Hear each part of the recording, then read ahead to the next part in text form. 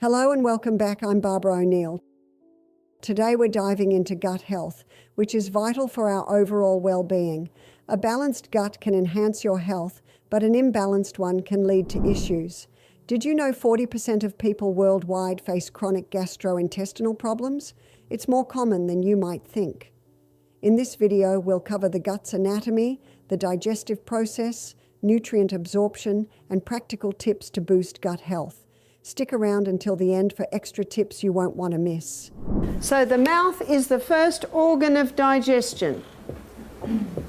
The mouth is the only area that we have say over when it goes in, we have say over what goes in, we have say over the environment surrounding when it goes in. We also have say over how long it's actually in the mouth. And we also have say over how often it goes in. So this is basically the only area that we have total say over. The mouth's pH is an alkaline pH, and there are only two food groups that are broken down in the mouth. A lot of people don't even realize that anything starts its breakdown in the mouth. The enzyme that's released in the mouth that breaks down starch is called ptyalin. And ptyalin is what's often called a salivary amylase. The salivary amylase breaks down starch. It doesn't totally break it down. As you'll see as we go down the journey, it begins the breakdown. When children are born, they have no teeth and they have no salivary amylase. And the first teeth children have when they're, or develop, usually at around the age of 7, 8, 9, 10 months, 11, 12 months of age, are 4 top teeth and 4 bottom teeth. And those teeth are called milk teeth. Do you know why? That's all baby should have, is milk. But it's also taste time. That's a good time to let your baby have a stick of celery to have a little suck on, maybe a little bit of apple in a net bag to have a suck on, maybe a little bit of cucumber to suck on, maybe a little bit of steamed bean to suck on. It's taste time. And when baby is slowly introduced to food like that, it gives their gut time to adjust to the new flavourings coming in. The next teeth that come through are the molars. Now the molars come through back here. Molars grind. And when the molars are fully through, then ptyalin is released by the glands in the mouth, and ptyalin breaks down starch. You see, what we grind, that is your grains. So until the molars are there, baby should not have any grain. And what's the first food that mothers are told to give baby as a rule? Cereal. Pure starch. And when it goes into the baby's mouth, it usually comes straight out. Because until the baby has teeth, and even when the baby has teeth, because my babies were breastfed for several years, they suck with their tongue and their top lip. That comes down. So when this slop, you know, the pharynx goes in, baby automatically goes like that. And you know what happens to the pharynx? It pops straight out the mouth again because of that action. So the mother scoops it up and puts it back in again. Have you ever seen mothers do it? Scoop it up, put it back in. It defies reason to me. It just defies reason. You know, children should not be eating till they can sit, till they can feed themselves, until they've got teeth to chew it with. And when children are given slop, you know, they can get to even 3, 4, 5 and they won't eat anything unless it's slop. But when children are given solid food, like what I was saying, when they can sit and suck on it, their little teeth at the front make little chews. The mouth plays a crucial role in the initial phase of digestion. Beyond the mechanical breakdown by teeth, the mouth also initiates chemical digestion through enzymes like salivary amylase. This enzyme starts breaking down carbohydrates into simpler sugars, making it easier for the body to absorb nutrients later in the digestive tract. Saliva, produced by salivary glands, not only contains these enzymes, but also moistens food, making it easier to chew and swallow. The tongue, a muscular organ in the mouth, helps in manipulating food, mixing it with saliva, and pushing it towards the throat for swallowing. The taste buds on the tongue allow us to experience different flavors, which can influence our appetite and digestion. So it is starch that begins its breakdown in the mouth, as long as you've got all your molars. The other food is a saturated fat. Saturated fat begins its breakdown in the mouth. Saturated fat is a combination of short and medium chain fatty acids. And underneath the tongue there are sublingual glands, and they release lingual lipase. And lingual lipase is the enzyme that breaks down the saturated fat. So saturated fat is unique in that the breakdown begins in the mouth. That's the only digestion that happens in the mouth. But something very important also happens in the mouth, and that's chewing. We've got teeth for a reason. Chewing is essential for digestion. It breaks down food into smaller pieces, increasing the surface area for enzymes to act upon. This mechanical process makes it easier for the digestive system to extract nutrients efficiently. Chewing also stimulates saliva production, which helps in forming a bolus or a ball of chewed food, making it easier to swallow and pass through the esophagus. Proper chewing has several benefits. It slows down eating, which can help in better digestion and help prevent overeating. Thoroughly chewed food is easier for the stomach to process, reducing the risk of indigestion and bloating. Inadequate chewing can lead to larger food particles entering the digestive tract, which can cause discomfort and less efficient nutrient absorption. Hence, taking the time to chew food properly is a simple yet vital step for maintaining good digestive health. Now let's move to the next part of the gut, the stomach. So the stomach is the next organ of digestion, and the stomach is not an alkaline environment, it is an acid environment, and it's very important that it be an acid environment. You see, the folds that line the stomach are like this, and they are lined with gastric glands, and 2/3 of those gastric glands release mucus. And what that does is that provides a thick mucosa wall protecting the stomach about what is released in here. Now what's released here is pepsinogen, and the other enzyme that's released there is hydrochloric acid. Now, in an acid environment, pepsinogen and hydrochloric acid unite to release pepsin. And pepsin is the enzyme that breaks down protein.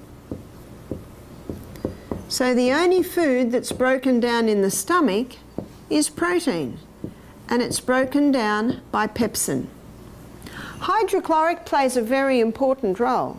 You see, hydrochloric acid not only unites with pepsinogen to release pepsin that breaks down the protein, but hydrochloric acid is antifungal, antibacterial.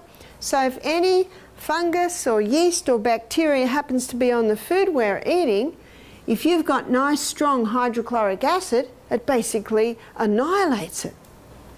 And you can see why God meant this union to happen here, because if pepsin was here, pepsin could start breaking down the lining of the stomach. Something also is released here, and that's the intrinsic factor. The intrinsic factor is very important for the absorption of B12.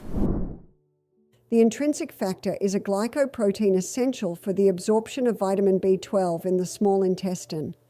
Without this factor, B12 cannot be effectively absorbed, which leads to deficiencies that can cause anemia and neurological issues. As food mixes with gastric juices, it transforms into a semi-liquid substance called chyme. The stomach muscles contract periodically and churn the chyme to enhance the mixing with digestive enzymes. This process ensures that food is adequately broken down before it enters the small intestine. Once the chyme is ready, It slowly passes through the pyloric sphincter into the small intestine, where further digestion and nutrient absorption occur. The regulated release of chyme into the small intestine allows for optimal digestion and absorption of nutrients. So what would cause a weakening in the production of hydrochloric acid? Drinking with the meals. You see, digestion is a chemical process, and that whole reaction I just showed you only happens in an acid environment. If people are drinking with their meals, it waters down the acid so you don't get that connection. And it's an American habit, isn't it? Certainly an Australian habit. Michael and I go to a restaurant and the waiter, what's the first thing he asks? What will you drink? No, we won't have anything to drink. Oh, we'll just bring you water. Now, if we say no, thank you, every waiter in the restaurant is coming to us. You don't have water? We let them put the water there. Okay, that just keeps them quiet. I think it's because people are so busy, they've got no time and they sit to eat. Oh, I haven't drunk. And then they drank water. And a lot of people think they'll just wash the food down. Wash the food down, they basically wash all their digestive enzymes away. We should be stopping water ideally half an hour before the meal, resume about an hour and a half after the meal. That hour and a half allows time for those digestive enzymes to start their breakdown. If someone's thirsty after a meal, by all means have a mouthful. But large fluid with the meal will water it down. Also, when people are eating every couple of hours, you see, we have one stomach. And that stomach, there's much research to prove this, that one stomach takes 3 to 4 hours to digest. And then that stomach loves a 1 hour rest. This timing of digestion and rest for the stomach is crucial for optimal digestive function. When we eat frequently throughout the day without allowing our stomach sufficient time to digest and rest, it can lead to issues like indigestion, bloating, and reduced nutrient absorption. Maintaining a balanced approach to fluid intake around meals is essential. While hydration is important for overall health, consuming large quantities of fluids during meals can dilute gastric juices, impairing the digestive process. Ideally, it's recommended to drink water between meals rather than with them, allowing the stomach to maintain its acidic environment for efficient digestion of proteins and other nutrients. And then we move through and come to the first part of the small intestine, which is called the duodenum. And the duodenum has two main organs that are emptying into it. Notice we've got the liver here, the gallbladder. The gallbladder is a reservoir for bile, and that bile duct comes down, connects with the neck of the pancreas and empties into the duodenum. It's an alkaline environment in the duodenum. And the enzyme that is released from your gallbladder, so I'll just do GB for gallbladder, from the duodenum, is bile. And bile is an enzyme that breaks down long-chain fatty acids, so this is your unsaturated fats. So a lot of those fats are vegetable fats, you know, found in your nuts and your seeds.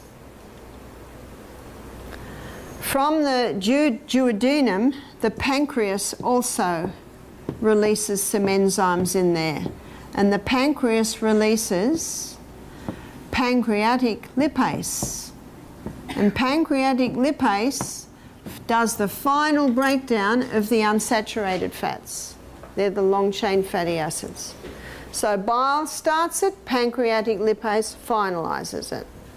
The pancreas also releases pancreatic amylase. And remember, ptyalin is a salivary amylase, so the amylase salivary amylase ptyalase starts the digestion, put on hold in the stomach, comes to the duodenum, and pancreatic amylase finalizes the starch digestion. What's also released in the pancreas is trypsin. And trypsin is the enzyme that finalizes protein digestion. So protein digestion is begun in the stomach and finalized in the duodenum under trypsin and chymotrypsin. So these are two enzymes that break down protein. Chymotrypsin is another enzyme released by the pancreas into the duodenum. It helps further break down proteins into smaller peptides. This breakdown process ensures that proteins are broken down enough to form amino acids. These amino acids are crucial for various bodily functions, such as repairing muscles and producing hormones. The duodenum plays a vital role in digestion. It receives and processes bile and pancreatic enzymes, which prepare nutrients for absorption in the rest of the small intestine. Its alkaline environment, thanks to bile, neutralizes stomach acids and creates optimal conditions for enzymes to work effectively. This process is essential for breaking down nutrients efficiently and absorbing them into the body. And as I showed this morning, that villi should have a thick turf wall. And that thick turf wall around it is made out of mostly Lactobacillus acidophilus and Bifidobacterium. There are trillions of microbes in there, but they're the two main ones, and from them most of them are made. And these bacteria is responsible for the final breakdown, the final touches of digestion. They're particularly important for the release of the B vitamins. That bacteria is also important for the absorption of your nutrients across and into the blood. And of course this villi has capillary networks all through it.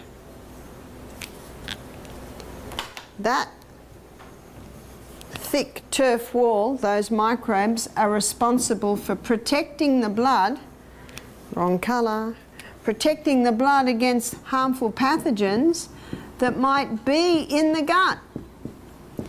And those microbes are responsible for nourishing the cells that line the gastrointestinal tract.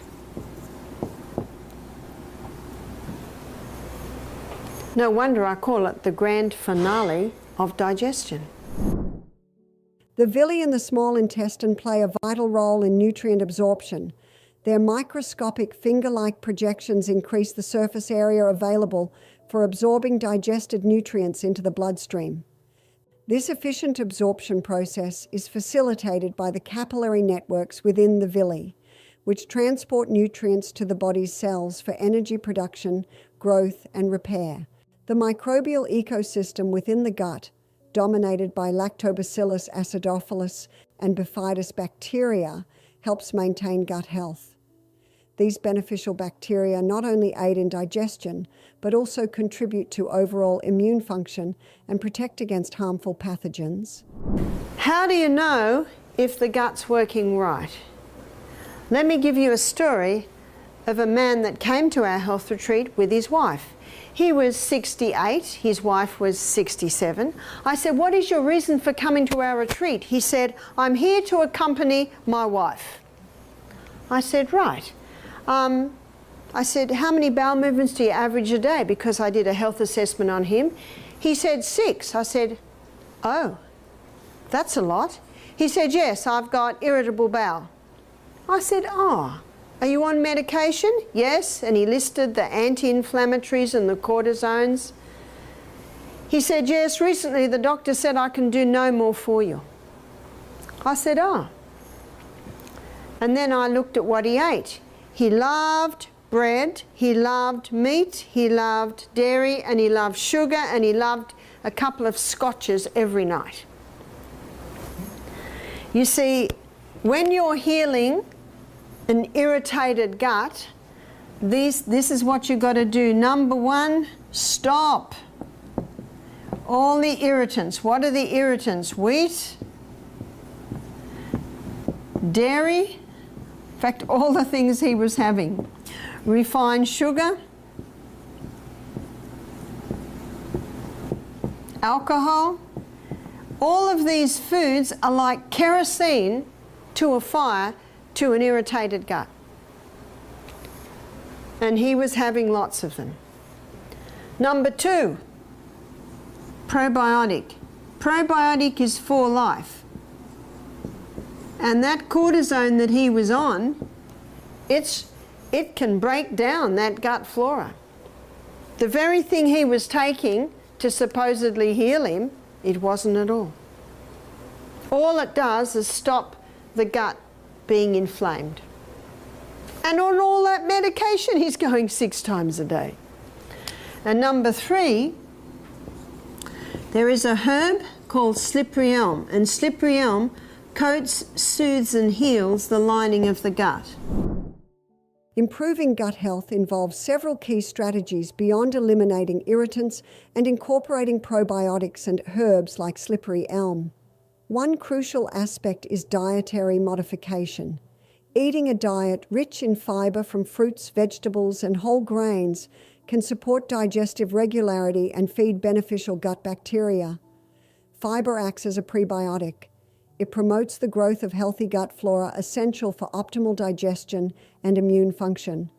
Research also reveals that managing stress plays a significant role in gut health. Stress can negatively impact digestion by altering gut motility and increasing inflammation. Techniques such as mindfulness meditation, yoga, or regular exercise can help reduce stress levels and support a healthy gut environment. Hydration is another essential factor. Drinking an adequate amount of water throughout the day maintains proper hydration, supports mucous membrane function in the intestines, and aids in the smooth passage of food through the digestive tract.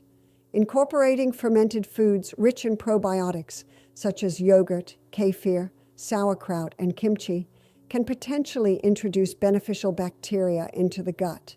These foods help maintain a healthy balance of gut flora and enhance digestive efficiency.